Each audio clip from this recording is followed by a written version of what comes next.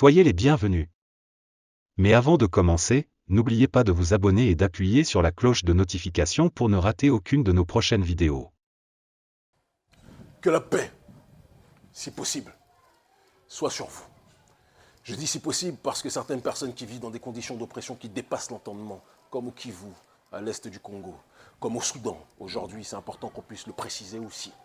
Certaines personnes qui vivent l'oppression dans leur chair, au-delà du possible, qui les déconnectent même du cadre, du reste de l'humanité, il est difficile pour ces derniers d'entendre parler de paix lorsqu'ils n'ont pas accès à la notion de justice. Mais pour ces derniers, parce que nous les aimons en crever, parce que nous les aimons au-delà de la raison, nous leur souhaitons la paix qui va de pair avec la justice et avec le fait de retrouver sa souveraineté. Mes frères et sœurs, je vous aime en crever. Vous m'avez manqué, ça fait longtemps que je n'ai pas pu directement m'adresser à vous, d'accord ? Mais je le fais aujourd'hui. Vous savez que j'ai été ces derniers temps un petit peu malheureusement déconnecté de l'actualité pour la simple et unique raison que j'étais, pour raison familiale, occupé. Je sais que vous l'avez compris dans votre immense majorité, mais c'est important que je vous dise que je vous aime et que l'on puisse se prononcer sur un sentiment, sur une situation, excusez-moi, historique qui s'est déroulée récemment, en l'occurrence la reprise de Kidal. La reprise de Kidal est un symbole. Mes grands frères et grandes sœurs, en l'occurrence ma grande sœur, mon sang, Nathalie Yamb, et mon grand frère Franklin Yamsi se sont déjà exprimés avec dignité, grandeur et précision sur les événements.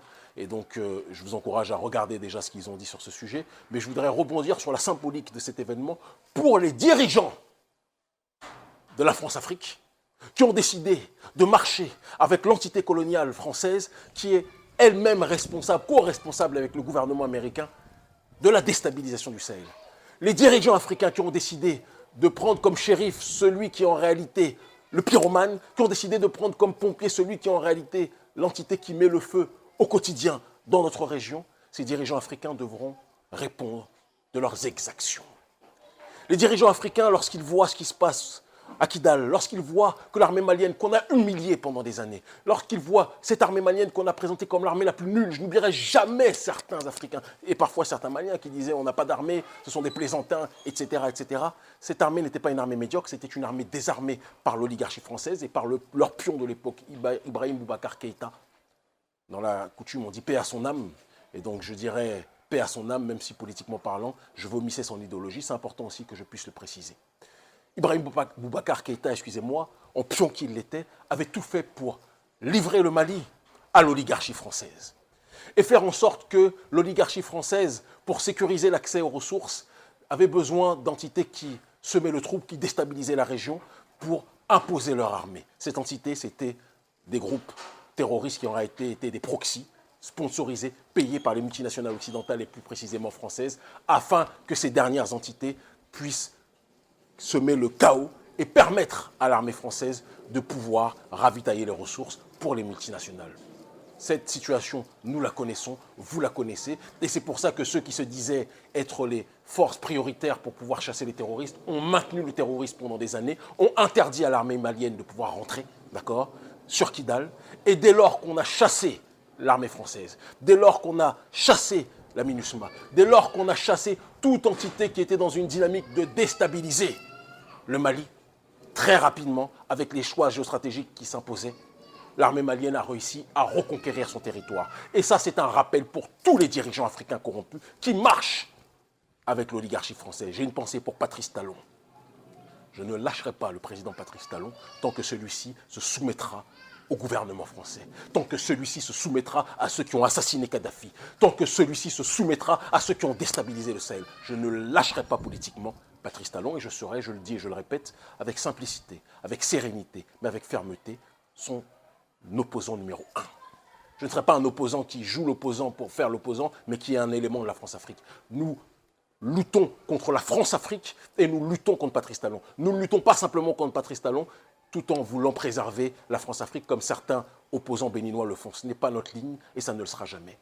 Ce message aussi de la reprise de Kidal est une dynamique qu'il est important de retenir aussi pour Alassane Dramane Ouattara, aussi pour Macky Sall et tous ceux qui ont décidé de marcher et d'agir pieds et mains liés avec le gouvernement français.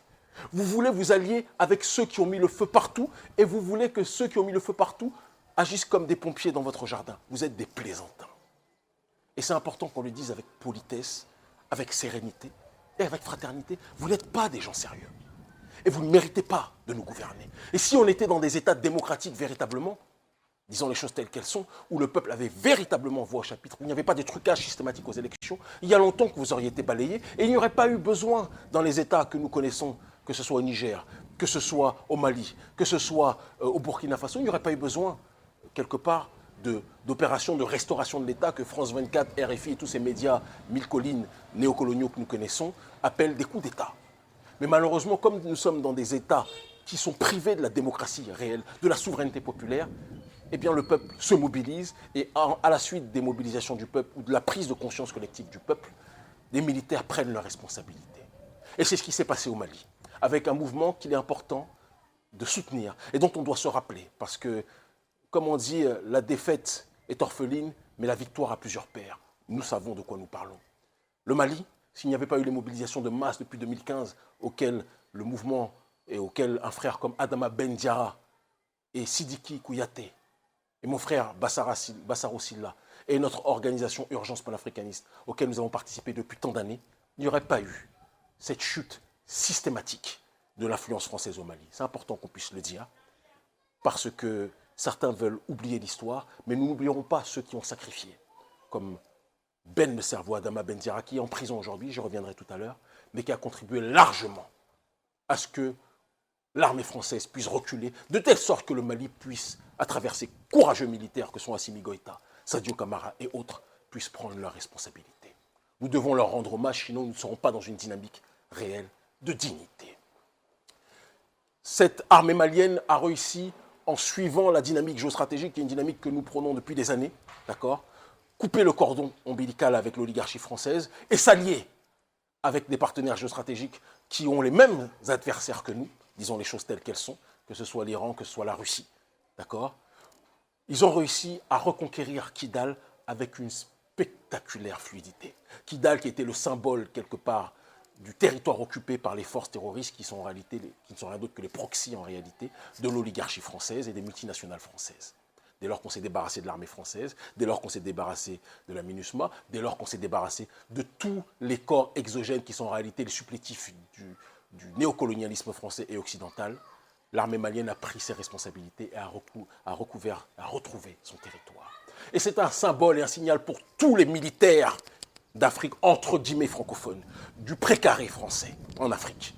À tous les militaires, je vous le dis, arrêtez d'être humiliés par vos dirigeants. Je me souviens, je n'oublierai jamais, dans mon pays, notamment le Bénin, le président Patrice Talon qui disait que le Bénin est un désert de compétences. C'est un crime contre l'humanité que de dire ça. C'est un crime contre notre patrie de dire ça. C'est une humiliation contre le brave Dahomey que de dire ça. C'est une humiliation contre la terre des Agodjés que de dire ça. Moi, je vois les militaires au Bénin. Je vois des gens courageux constamment. Je vois des militaires qui risquent leur vie constamment. Je vois des militaires qui ont donné leur vie pour protéger leur peuple constamment, mais qui ne sont pas respectés. À qui on envoie des militaires français qui se font chasser de partout, qui sont parmi les plus nuls à l'heure actuelle, disons les choses en réalité. Et ce sont eux qu'on vous impose pour vous humilier en vous disant que vous ne savez rien et qu'eux savent tout. Les Maliens ont eu le courage de chasser les militaires français. Les Nigériens ont eu le courage de chasser les militaires français. Je prie et nous nous mobilisons pour que l'armée béninoise, elle aussi, chasse les militaires français. On le dit avec simplicité. Chasse les militaires français. On a imposé à l'armée béninoise les militaires rwandais, dont on sait, et je suis panafricaniste et je prône l'unité de tous les Africains, je n'ai rien contre mon peuple et mon peuple frère rwandais de manière générale, mais les militaires rwandais qui sont liés au M23, qui sont en train de faire des crimes contre l'humanité du côté de l'Est du Congo, nous les combattons, et je le dis et je le répète, les militaires rwandais n'ont pas non plus à apprendre aux Béninois, aux militaires béninois comment faire. Le peuple béninois est un peuple grand. Le peuple béninois est un peuple digne. Et n'a pas besoin d'être téléguidé par qui que ce soit pour lui imposer une manière de voir les choses. Ce n'est pas acceptable et nous ne l'accepterons pas.